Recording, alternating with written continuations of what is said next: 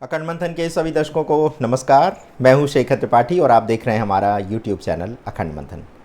आज आगे क्या होने वाला है वेब सीरीज़ में हम लाए हैं मध्य प्रदेश के सतना जिले के ज्योतिषाचार्य डॉक्टर ब्रजेंद्र आचार्य की वो भविष्यवाणी जो उन्होंने वर्ष 2024-25 से लेकर के 2038 तक घटने वाली घटनाओं का जो है वो भविष्यवाणी की है और वो भी उसका आधार ज्योतिषी विश्लेषण है।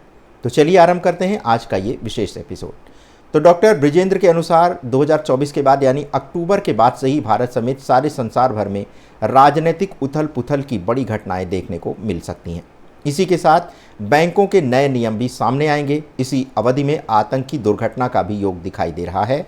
साथ ही साथ महंगाई अपने सारे पिछले रिकॉर्ड तोड़ करके बढ़ेगी।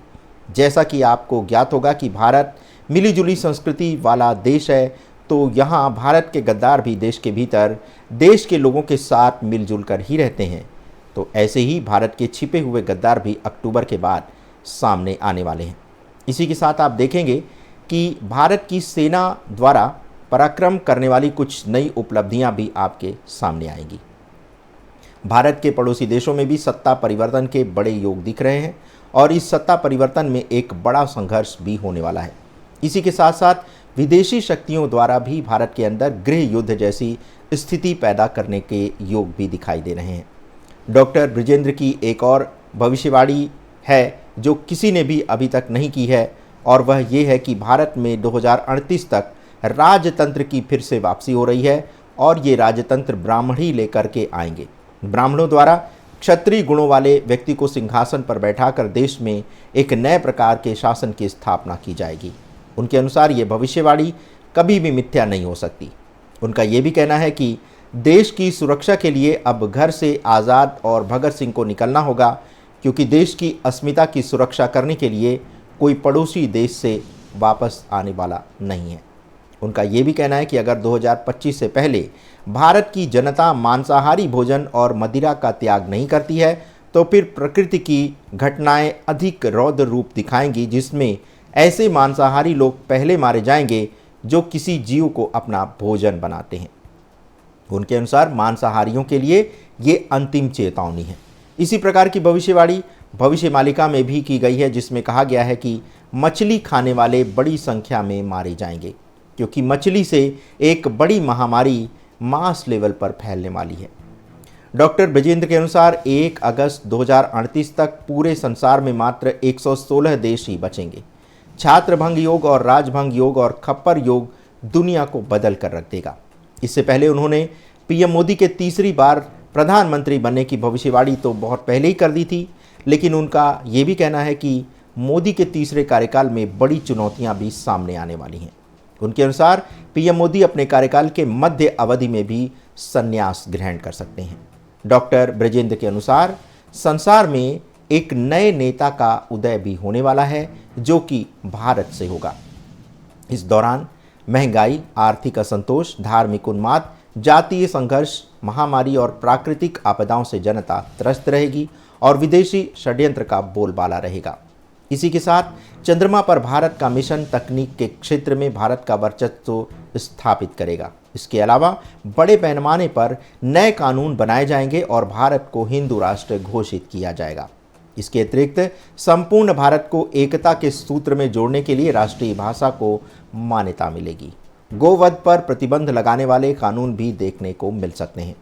आने वाले समय में जो भुखमरी या अन्न के कमी की समस्या होने वाली है, उसे देख करके डॉक्टर ब्रजेंद्र का कहना है कि अब आपको मोटा अनाज जो है स्टोरेज करके रखना चाहिए और आयोडीन का भी आपको स्टोरेज करना चाहिए, क्योंकि अगले वर्ष से महंगाई आसमान पर छू लेगी, तो फिर उतना स्टोरेज नहीं हो पाएगा जितनी की आपको आवश्यकता है। इसी के साथ डॉक्टर ब्रजेंद्र ने परमाणु युद्ध होने की स्थिति में कैसे अपना बचाव करें, इसके लिए भी कुछ वैदिक जीवन पद्धति के उपाय भी बताए हैं। उनका कहना है कि हानिकारक रेडिएशन से बचने के लिए अब मनुष्य को गुफाओं में शरण लेने के बारे में सोचना पड़ेगा। इसके अलावा रेडिएशन से बचने के लिए पोटेशियम आयोडीन की गोलियां भी आपको अपने पास रखनी चाहिए। अब रूस यूक्रेन युद्ध अपनी चरम परिणति को प्राप्त करने वाला है। सारी दुनिया के लिए बहुत ही संवेदनशील ये कालखंड होने वाला है। इस कालखंड में दैनिक आवश्यकताओं की बहुत लंबे समय तक टिकने वाली वस्तुओं का संग्रह करना आपके लिए बहुत अच्छा रहेगा। इसके साथ ही साथ गोबर से निर्मित घरों का निर्माण, घर में भोजन में सेंधा नमक का उपयोग अभी से कर लीजिए और 12 वर्ष तक के लिए कोदई का भंडारण भी कर लीजिए। पॉली हाउस तकनीकी से कृषि उत्पादन करना भी ठीक रहेगा, जबकि रेडिएशन जब फैलेगा तब इस तकनीक से आपको फसलों का उत्पादन करना पड़ेगा और फसलों के उत्पादन में आपको जैविक खाद का भी उपयोग करना चाहिए। अधिक से अधिक वृक्षारोपण करें। पानी को शुद्ध करने के लिए तांबे के बर्तन में कोयला और जड़ी बूटियों का उपयोग करें। नीम की पत्तियों के साथ साथ पानी को उबाल करके पीना शुरू करें और आँखों में बंद ग्लास का उपयोग करें। सूर्य के प्रकाश के संपर्क में सीधे नहीं आना है और पूरे शरीर को ढक करके आपको रखना है। प्रकाश के लिए पवन ऊर्जा का प्रयोग भी किया जाएगा। गाय के गोबर का भी स्नान में प्रयोग होगा और वैदिक यज्ञ अनुष्ठान से जो है वो बहुत सारी चीज़ें आपकी जो है वो जीवन में ठीक होंगी। ऐसे समय के लिए हम बता रहे हैं जबकि रेडिएशन फैलेगा, तो आपको इन चीज़ों का ध्यान रखना होगा, क्योंकि अगर रेडिएशन फैलता है तो फिर हमारे जो वैदिक जीवन पद्धति है उसी को जो है अपनाना आपके लिए अच्छा रहेगा। इसके अलावा उनका कहना है कि आप सभी दर्शकों को वर्ष भर के लिए कम से कम गेहूं, चावल, दाल और अन्य आवश्यक वस्तुओं का भंडारण कर लेना चाहिए, क्योंकि ये जो सूर्य ग्रहण पड़ा है, इस ग्रहण के 6 महीने बाद प्रकृति अपनी विनाश लीला आरंभ करने वाली है। इस ग्रहण का प्रभाव यूरोपीय देशों पर तो दिखेगा ही, साथ ही पाकिस्तान पर दिखेगा और बहुत संभव है कि इसी बीच अरब देशों में संघर्ष, युद्ध जो है वो काफ़ी तेज़ी से बढ़ने वाला है और साथ ही साथ ताइवान पर आक्रमण देखने की भी घटना मिल सकती है। कोरोना वायरस का एक नया वेरिएंट भी सामने आ सकता है और इस दौरान भूकंप और चक्रवाती तूफान के आने की भी संभावना रहेगी। इसके अतिरिक्त यदि आप कैंसर जैसी बीमारी से बचना चाहते हैं तो आपको महीने में एक बार व्रत रखना चाहिए। ऐसा करने से हमारे शरीर में जो कैंसर सेल होते हैं वो नष्ट हो जाते हैं। इसीलिए हमारे धर्मशास्त्रों में व्रत का विधान है और लंबी आयु के लिए, स्वास्थ्य के लिए ये व्रत रखना अच्छा होता है। इसी के साथ उन्होंने भारतीय प्रजातंत्र को लेकर भी कुछ प्रश्न उठाए हैं और कुछ सुझाव भी दिए हैं जिस पर कि अमल किया जाना चाहिए। आप भी इन प्रश्नों पर विचार करिए। तो डॉक्टर ब्रिजेन का कहना है कि भारत के नेताओं को मनरेगा मजदूरी के बराबर ही वेतनमान दिया जाना चाहिए, उससे ज़्यादा कुछ नहीं दिया जाना चाहिए, क्योंकि देश के नेताओं ने भारत को प्राइवेट कंपनी बनाकर रख दिया है।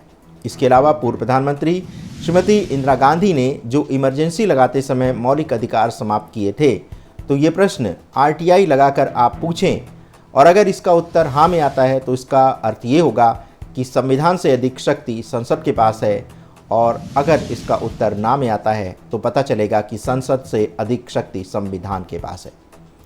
आगे ये आसान हो जाएगा कि देश संसद से चलेगा या फिर संविधान से, क्योंकि जिन माननीय विपक्षी सांसद ने संविधान की रक्षा का नारा 2024 के चुनाव में दिया था, उन्हीं की दादी द्वारा इमरजेंसी लगाई गई थी।